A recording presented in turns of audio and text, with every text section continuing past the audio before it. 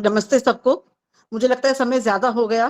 आप किसी और का आप कराना अपना चाहते हैं तो पूरा करा समय सकते हैं। ले सकती हैं, आप अपना पूरा समय ले सकती ओके हैं। ओके, धन्यवाद। धन्यवाद जी। बहुत बहुत बहुत धन्यवाद डॉक्टर सुवर्चा। मैंने एक बार कहा और आपने तुरंत उसको स्वीकार कर लिया। आप ऐसी हो, जब आप बैठती हो तो सारे बैठ जाते हैं और आप खड़ी होती हो तो कोई बैठा नहीं रहता। वो काम बहुत खुद अच्छा। इतने कितने लगन से करती हैं और कितनी प्रेरणा से करती हैं, वो सब आपने देख ही लिया है। एक बार बहुत बहुत आभार डॉक्टर सुवर्चा। बच्चा आपका छोटा है और फिर भी आपने समय दिया, और आगे हाँ भी जब सॉरी, मैं आपसे समय उनको मांगा बधाई जाएगा देना तो आप। भूल ही गई, बिटिया की माँ बनने की बधाई देना तो मैं उनको भूल ही गई। बहुत सारी बातें थी हाँ जी, हाँ। जिसमें ये स्किप हाँ हो गया। उनको बहुत बहुत शुभकामनाएं और बधाई माँ बनने की। बहुत बहुत धन्यवाद। हाँ जी। आइए अब हम अपने 15 मिनट के लिए, आप कह रहे, मैं प्रयास करती हूँ अपना प्रश्न का उत्तर दूंगी। और आज का जो विषय है, आज का जो दिवस है, उसको भी अवश्य याद करेंगे। और थोड़ी सी होली विशेष की बात करूंगी कि चिता होली मनाई जा रही है। कहाँ पर चिता होली मनाई जाती है और राख होली, चिता की राख से होली खेलते हैं, वो क्यों खेलते हैं, उसकी चर्चा भी अवश्य करनी चाहिए हमें। अपनी होली तो पता है और होलाष्टक भी पता है कि होलाष्टक इसे कहते हैं। तो स्क्रीन शेयर मत करो प्लीज, ऐसे फिर मेरे को डिस्टर्ब होता है। स्क्रीन शेयर ओम बंद कीजिए प्लीज। अयम में हस्तो भगवा, अयम में भगवत्तरा, अयम में विश्व भेषजो, यम शिवा विमर्शना, अद्भि गात्राणि शुद्ध्यन्ति, मनः सत्येन शुद्ध्यति, विद्या तपोभ्याम भूतात्मा बुद्धिर्ज्ञानेन शुद्ध्यति। आज 21 मार्च है, आप सबको पता है। आज कठपुतली दिवस है, puppet show. Puppet show Rajasthan में सबसे पहले पनपा था, जहां महाराणा प्रताप की कहानियां पपेट शो के माध्यम से गली गली दिखाई जाती थी। राजस्थान में पनपा था झांसी की रानी की कठपुतली बनाकर दिखाई जाती थी दहेज प्रथा पर। और ये सब एक बहुत अच्छा व्यवसाय था। और इससे और आज लोगों ने कह दिया कि वो तो उसका कठपुतली है। ऐसी बात नहीं है। कठपुतली दिवस जो है, कठपुतली की जो कला है उसको बनाए रखने के लिए भारत में विशेषता मनाया जाता है। आज जो है वर्ल्ड फॉरेस्ट्री डे है, कि वनों की हम सुरक्षा कैसे करें। अपने घर में छोटा सा भी आपके पास स्थान है तो गमलों में ही आप पौधों को कैसे लगाओ और उनको प्रतिदिन कैसे आप पानी दो। यदि छोटा सा उदाहरण है, यदि आपके घर में तुलसी है तो आप उसमें यदि थोड़ा सा हल्दी डालकर पानी दे देंगे और सप्ताह में 3 दिन पानी देंगे, रोज उसकी पूजा नहीं करेंगे, तो आप सबको पता है कि वो हल्दी हरी भरी रहेगी और रोग नाशक भी तैयार हो जाएगी। तो आपको ये मालूम होना चाहिए कि कल एकादशी थी और आज जो है 12वां दिन है और फागुन की पूर्णिमा को होली मनाई जाएगी।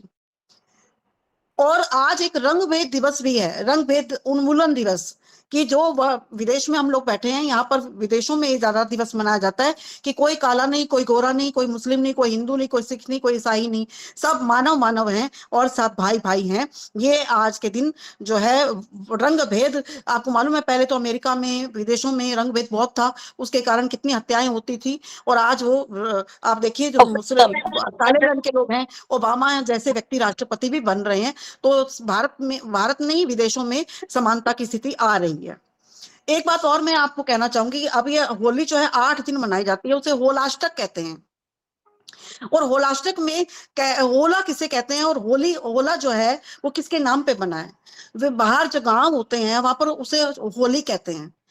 अब होला किसे कहते हैं, जब छोला जो है, हरा छोला भून दिया जाता है, उसे होला कहते हैं कि अब वो हल्का हो गया। यानी वो छोलिया के नाम पर होली पड़ी है।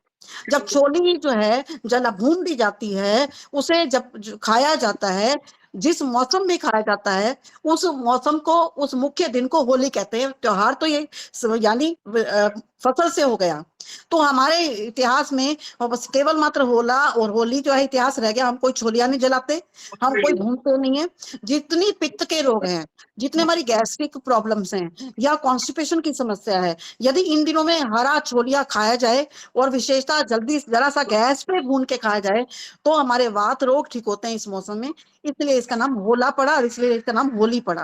होली मतलब छोली जो है, गांव में छोली कहते हैं। वो छोली होली हो गई है, हल्की हो गई है, भून दिया हमने और छोला भून दिया, होला हो गया इसलिए। और होली के दिन जो छोलिया है वो जलाया जाता है। दूसरा, आपको मालूम है होली के दिनों के आसपास, इन दिनों में आटा और गुड़ की रोटी खानी चाहिए। आटे में गुड़ डाल के कुपरी मोटी मोटी रोटी बनती थी, आपको मालूम है, और अगले दिन हम प्रसाद बांटते थे। आज उसकी जगह भुजिया ने ले लिया, बाजारों में भुजिया मिलनी शुरू हो गई है, और वो भी गंदे गंदे तेल से तली हुई मिल रही है। यदि हम भुजिया बनाना चाहते हैं तो अपने घर में भुजिया को बना सकते हैं। तो मेरे कहने का मतलब है कि आज के दिन एक और बात हुई थी जो कि भारत में होने का खतरा है, उसको याद करते हुए मैं जल्दी से आगे बढ़ूंगी और प्रश्न का उत्तर दूंगी कि मेरी आंखों में आंसू बहुत आ रहे हैं, मुझे क्या करना चाहिए, इसका उत्तर भी दूंगी। मैं भगत सिंह को भी याद करूंगी और कविता भी सुनाऊंगी। देखिए मेरे पास सिलेबस कितना बड़ा है, तो होली पे कविता सुनाए बिना कैसे जा सकते हैं। तो देखिए आज जो है, आज के दिन 21 मार्च 1935 को पारस नाम की कंट्री को ईरान घोषित कर दिया गया था, क्योंकि 1835 में एक वर्ग विशेष, जिस देश में मैं बैठी हूँ मुझे नाम नहीं लेना चाहिए, बात नहीं करनी चाहिए लेकिन कर रही हूँ, उस वर्ग विशेष में पारस में जाके पारसी लोगों ने जो प्रतिदिन हवन करते थे, उन्होंने शरण दी थी कुछ लोगों को, और उन्होंने ही पूरे देश पे कब्जा कर लिया। आज के दिन 1900 ठीक 1835 में उन्होंने शरण दी थी, और 21 मार्च 1935 को उसे ईरान देश घोषित कर दिया गया, फुल मुस्लिम कंट्री बन गया। तो आज भारत में भी वही स्थिति चल रही है। 23 वर्ष बाकी बचे हैं, 2024 हो गया, 2047 में हमें भी 100 साल होने वाले हैं। अपनी संस्कृति को बचा के रखने की हमें अत्यंत आवश्यकता है। तो आज के दिन हमें ईरान को भी याद करते हैं। भारत में पारसी लोग मिलेंगे आपको, भारत में पारसी लोगों को अब सीएए के द्वारा शरण भी दी जा रही है, उनको नागरिकता भी मिलेगी, लेकिन उस देश में पारसी नाम का कोई चीज, कोई व्यक्ति नहीं बचा जहां पर हर व्यक्ति पारसी होता था। हर एक के घर के बाहर हवन कुंड होता था, और वहां पर 24 घंटे उनके घर ज्योति जलती थी। पारसियों के घर तो आपको मालूम है वो प्रतिदिन ज्योति जलती है, और उनके अंदर जड़ी बूटियां, लोबान इत्यादि जलता रहता है। विषय मैं लंबा नहीं करूंगी। तो मेरे कहने का मतलब है, ये जो होली है ये वसंत ऋतु का त्योहार है। जो जितना भी आपको मालूम है, दिवाली जो है हर पूर्णिमा या अमावस्या को ये त्योहार मनाए जाते हैं। ये फाल्गुन की पूर्णिमा को ये त्योहार मनाया जाएगा, और वसंत ऋतु में जो जो मसाला बचता है उसको ठीक करने के लिए ये त्योहार मनाया जाता है। आपको मालूम है, फूल झड़ जाते हैं, पत्ते झड़ जाते हैं, और वो इतने बड़े औषधि हो जाते हैं, वो कूड़े में ना जाए, उन पत्तों को घसी पीस कर मिक्सी में ग्राइंड करके उनके रंग बनाए जाते हैं। उनको भिगो कर उनसे कलर बनाया जाता था। टेसू के फूल भिगोकर पीला रंग बनता था, उस रंग को मैं इस मौसम में लगाती थी तो मेरी स्किन प्रॉब्लम ठीक हो जाती थी। नीम के पत्ते पेस्ट बना के उसका रंग बनाया जाता था, उसको एक दूसरे के ऊपर डाला जाता था। अब आप देखिए, गेंदे के फूल को रात को भिगो दीजिए, सुबह आपको पीला सुंदर रंग मिलेगा। अभी तो होली के दिन बचे हैं, अपने फूल भिगोने शुरू कर दीजिए। फूलों की होली, रंगों का बहार, ये सारा का सारा वसंत के मौसम में मनाया जाता था। और टेसू के फूल, गेंदे के फूल, नीम के पत्तों का उबला पानी, और ये सारी की सारी होली एक दिन फिक्स कर दिया जाता था ताकि सारे लोग बाहर निकलें। और फिर मेहंदी के पत्तों का पानी इस मौसम में यदि लगाया जाए, जिनको पैरों में जलन होती है या जिनको खुजली है, जिनको जोड़ों में दर्द है, मेहंदी के पत्तों की मालिश जो है वो बहुत कल्याण करती है। तो कहने का मतलब है, अब मैं भगत सिंह को जरूर याद करूंगी आज के दिन। आपको मालूम होना चाहिए, हालांकि परसों भगत सिंह जी को जो है फांसी दी गई थी 23 मार्च के दिन, शहीदी दिवस। हालांकि उनको कहा नहीं क्या शहीद, भारत का हर व्यक्ति उनकी मृत्यु को याद करके दुखी होता है, लेकिन पिछली सरकार ने उनको शहीद घोषित नहीं किया है। हम उनको शहीद मानते हैं और मानते रहेंगे। पिछली बार जब 1931 में उनको फांसी दी गई, मुख्य बात मैं कहना चाहूंगी, वो उस दिन होली थी 18 मार्च को, 5 दिन बाद उनको फांसी दी गई थी, और 18 मार्च को उन्होंने जेल के अंदर फूलों से होली खेली थी, और मेरा रंग दे बसंती चोला जो गीत है वो गाया था। और 14 वर्ष की आयु में वो पहली बार जेल में भी गए थे। अब आप सोचिए, 14 वर्ष की आयु में। और बचपन से ही उन्होंने अपने अर्जुन सिंह से, अपने किशन सिंह चाचा से, अपने पिता से सारी आपको मालूम है कहानियां सुनी थी। और विद्यावती जो उनकी माता थी, आपको मालूम होना चाहिए, वो महर्षि दयानंद की पक्की भक्त थी। उनके कारण घर में ही ये सारी देशभक्ति की बातें आई थी। तो यानी इतनी सारी बातें हैं। और जब उनको भगत सिंह को फांसी की सजा होने लगी थी, उससे अंदर बैठकर भी उन्होंने कितनी सारी किताबें लिखी थी। वो आपको मालूम है, हिंदी, उर्दू, अंग्रेजी, संस्कृत, पंजाबी, पता नहीं कितनी कितनी भाषाएं उनको आती थी। और अंदर बैठकर ही उन्होंने अकाली और कार्ती नाम के अखबार निकाले थे। और बाहर विद्रोह करने के लिए, आजादी का बिगुल बजाने के लिए अंदर बैठ के 64 दिन तक भूख हड़ताल की थी, 31 मार्च से पहले, 23 मार्च से पहले। तो ऐसे, और आपको मालूम है उनको फांसी किसने दिलाई? मैंने कल भी आपको बताया था, डॉक्टर खुशवंत सिंह। उनके पिता कौन थे? शोभा सिंह, जिन्होंने उनकी उनकी उनकी गवाही दी थी कि हाँ, इसने असेंबली में बम फेंका है। पहले असेंबली थी कहाँ, आपको मालूम है? तो दिल्ली का अलीपुर गांव है ना, अलीपुर बॉर्डर, वहां पर असेंबली हुआ करती थी।